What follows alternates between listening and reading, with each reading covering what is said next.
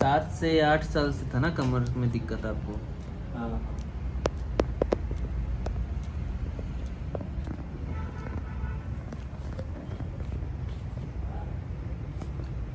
लंबा सांस लीजिए, छोड़िए।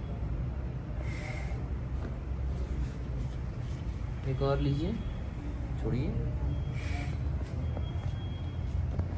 करवट लीजिए मेरी तरफ।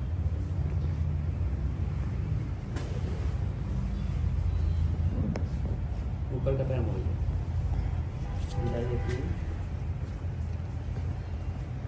छोड़िए।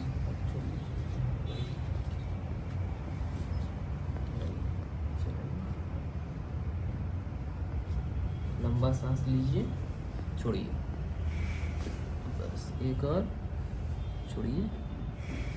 बस ठीक है, उधर से आइए।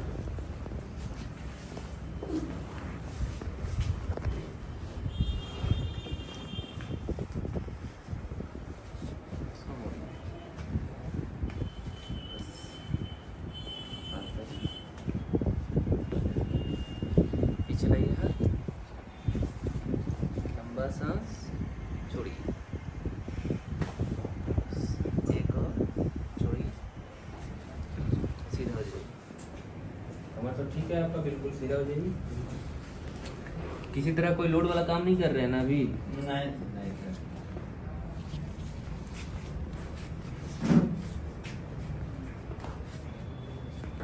करवट लेके उठ जाइए। अभी भी दर्द आता है? नहीं, दर्द तो नहीं आता।